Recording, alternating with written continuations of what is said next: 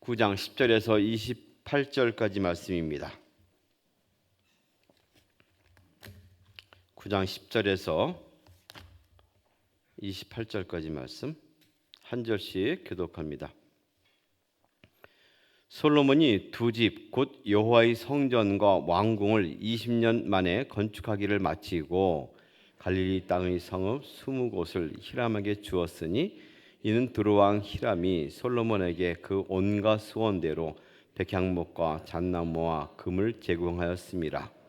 히람이 두로에서 와서 솔로몬이 자기에게 준 성읍들을 보고 눈에 들지 아니하여 이르기를 내 형제여 내게 준 이 성읍들이 이러한가 하고 이름하여 갑을 땅이라 하였더니 그 이름이 오늘까지 있느니라.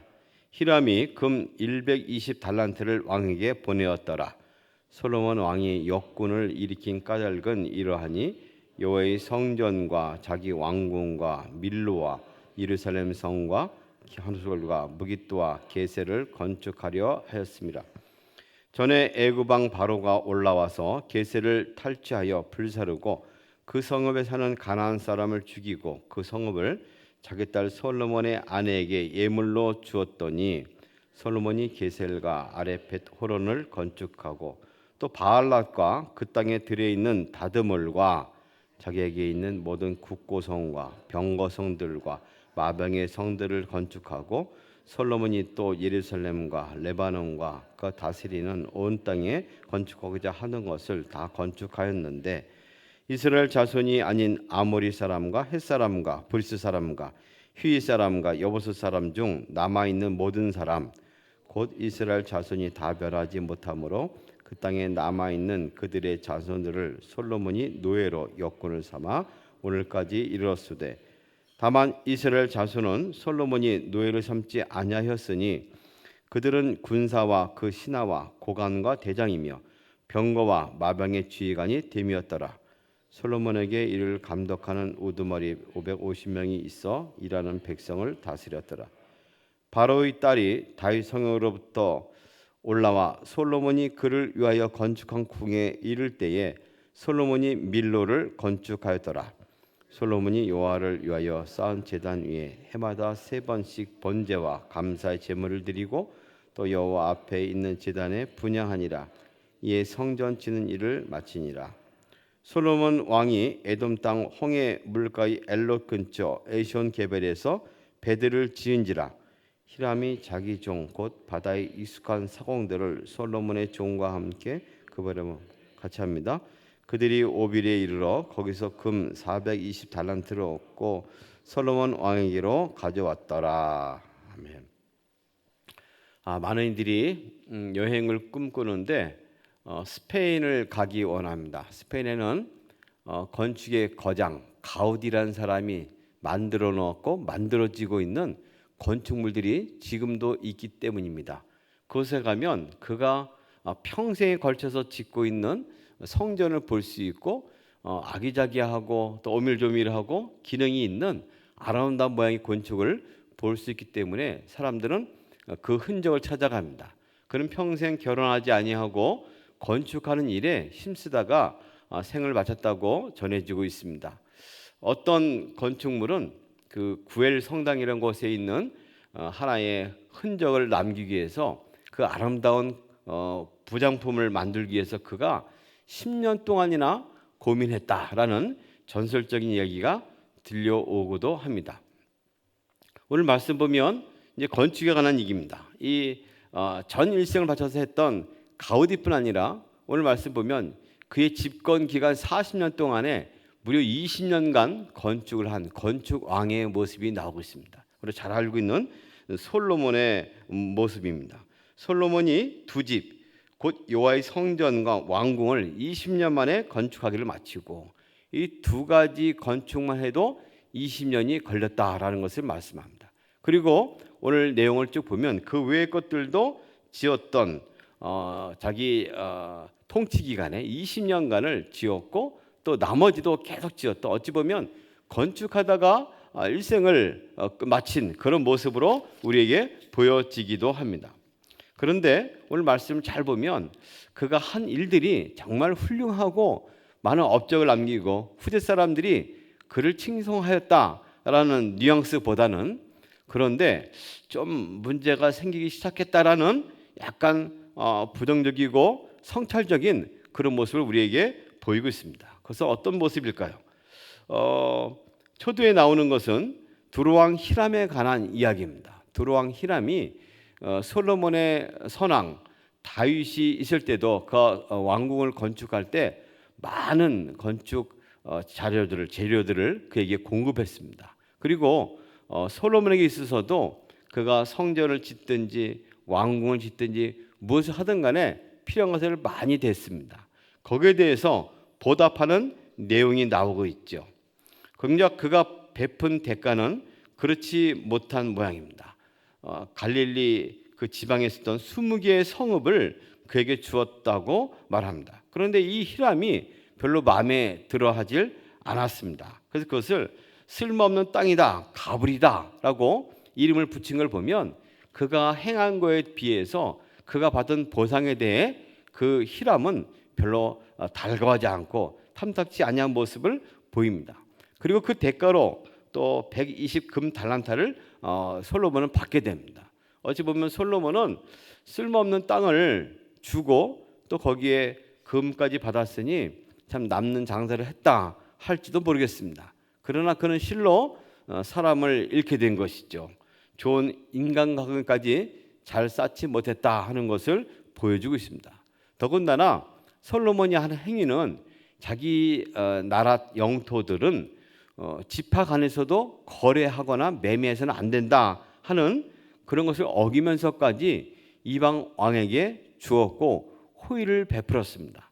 그러나 그 결과는 좋지 못한 결과를 가져온 것이죠.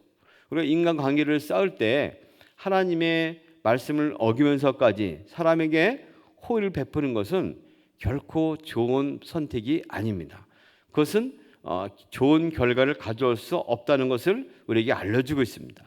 이번 추석 명절에도 이런저런 많은 만남이 있을 텐데 그 만남이 좋은 관계로 이어지고 평이 남기 위해서는 무엇보다도 먼저 하나님이 보시기에 부끄럽지 아니한 만남인지 모임인지를 볼 필요가 있을 것 같습니다. 그는 계속해서 높이 쌓아 올라가는 건축을 하였다는 것이 후반부에 나오고 있습니다.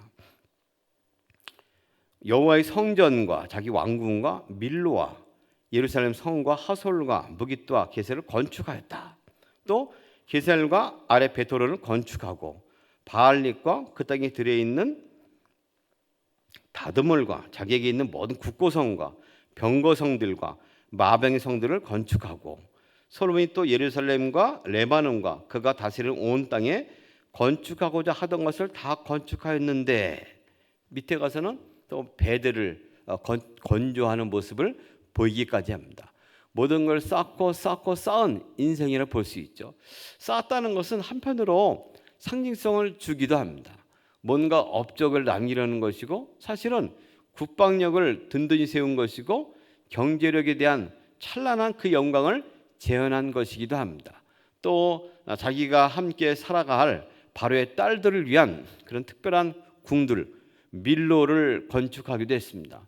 어찌 보면 치세를 잘하고 경영을 잘한 훌륭하고 지혜로운 왕으로 보이기까지 합니다.